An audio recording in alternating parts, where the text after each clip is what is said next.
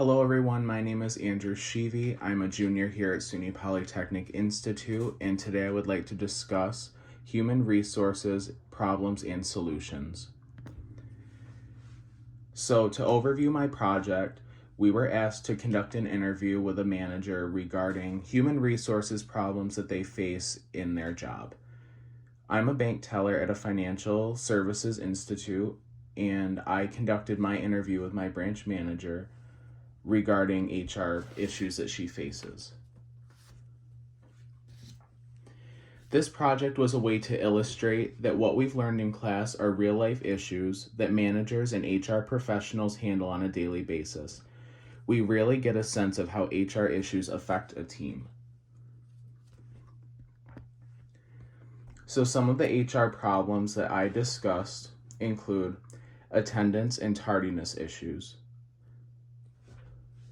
She told me a story about a friend at a previous institute that she worked at, that when my manager became promoted and became her friend's supervisor, her friend took advantage of the friendship to be habitually tardy and late to work. And my manager had to step up, reprimand her, and write her up for her attendance issues.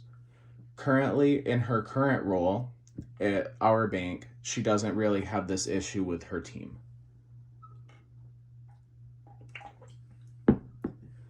In regard to cell phone use, it can be excessive at times, and typically the younger employees are the bigger issue.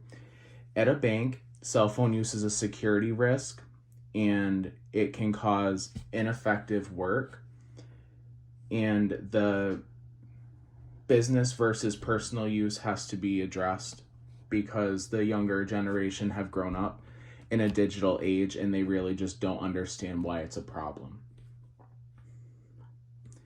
In regard to employee turnover, it's not very high at the branch where I work at, but in other branches it is. A lot of it has to do with other people on the team and management, but at our branch we have a pretty good team and it's not a huge issue. Usually employee turnover is due to transfer, promotion, or retirement, and not very much related to employee dissatisfaction. Typically, call-in tellers, who are tellers that substitute and fill in as needed and don't have guaranteed hours, and part-time people that work 25 hours or less are usually the employees that leave because of dissatisfaction. They don't receive benefits, and usually they aren't satisfied with the amount of hours they work. In regards to safety and accidents, HR doesn't do a whole lot with this topic because our bank has a safety department, but HR will follow up with the person, make sure they're doing okay. Accidents are usually from snow-related, icy stairs and sidewalks. We have had customers faint in the lobby, usually elderly people in the high heats of summer. But HR does a really good job with following up with the person to make sure they're doing okay. Employees will go out of their way to shovel and salt the stairs and sidewalks if need be. Sometimes our contractors are delayed from high volume of other jobs, so our employees step up and help out there. In regard to motivation, my manager tries to be fair to all of her staff and make fun things to do. For example, we've done bake sales to help fundraise for local food banks and charities. When we have a good week of sales, we do dress down days where we can wear jeans and comfy shirts as long as they're work appropriate. She does what she can to help make work fun and not so much a job you have to do. I'd like to make a note that COVID-19 has been very stressful for us. We've never endured anything like this before, so it's all new for employees and management and our customers, so we're doing what we can to help stay motivated during this time. The bank has paid for us to have catered lunches and extra dress down days to help reduce stress and motivate us. In regard to employee performance, she tries her best to be fair and equal to all. It's not a major issue in her team, but she tries to ensure she's vigilant in treating issues the same for each employee. She knows that favoritism is unprofessional. It can cause lots of conflict and a loss of respect. So she tries to make sure that if two employees are having the same issue, that she treats it the same, and that she doesn't make decisions based on merit or seniority, and that she's straight across the board. In regard to organizational changes, it's mostly in our lending and loans department. Fast and frequent changes in rules and regulations cause a lot of conflict. Communication between the corporate mortgage department and lenders in the branches on the front line is poor and can cause conflict. It's hard for new lenders to keep up and learn because procedures change so much. So that's a major HR issue in the communication between senior management and those on the front lines. In regard to succession planning, I asked if she was prepared to take over, and she said that she was as ready as possible. She trained for 2 years with the past manager, slowly learning the ropes, and she would like to tell me that she's still learning and always will be learning. In regard to health and wellness, she's had to send sick employees home and then have meetings to discuss why they shouldn't have come in and find out why they did feel that they needed to come in. She makes sure that they know that there are sick days available for them to use and that they shouldn't be coming into work and putting others at risk when they're sick. The bank also provides many resources for employees, including discounted insurance premiums if they partake in a wellness program and complete certain tasks.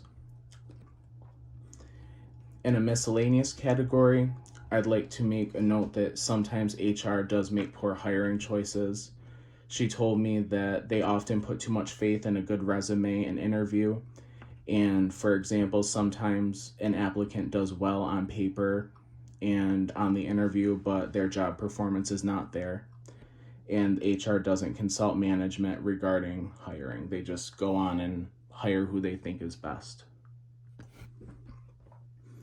My recommendations in regards to cell phone use, I feel that it's important that we explain why it's a security risk and why it's a distraction. The younger generations have grown up in a fully digital age and need explanations as to why they must not be used at work. In regard to turnover, when an employee transfers or promotes up, HR should try to rehire or promote someone from within the branch if possible. Often the position is eliminated to reduce costs, and employees shouldn't have to pick up the slack without compensation. I believe that's unethical, especially if it is work better suited for a more senior employee. In regard to employee performance, I would find out why the employee is performing poorly. Is it stress, personal reasons, lack of skill, or blatant laziness? Find out if the employee needs additional help or training, counseling, or possibly terminate employment if the laziness is the reason. I'm a firm believer in meeting with employees and having one-on-one talks and getting to the root of the problems. In regard to organizational changes, fast and frequent changes are not an excuse for poor dissemination of information. Senior management must ensure frontline workers are getting the information they need, and I think more in-person meetings and roundtable meetings with senior management would be effective to transmit important changes. In conclusion, I feel it is extremely beneficial to sit down and discuss real-life issues and to think about solutions. It helped make this class more relatable and shows that class material is truly relevant. She brought up issues I hadn't expected, and so it opened my eyes to her problems that she faces on a daily basis. Our interview showed me how essential having a cohesive team is and how it makes work more enjoyable and easy. The most important moral I got from this project is that the people you work with have a dramatic effect on your work life. Those around you can either make it feel like a job you have to do or a job you want to go to. And this is a job that I want to go to. Thank you all for your time and attention. Be safe and stay well.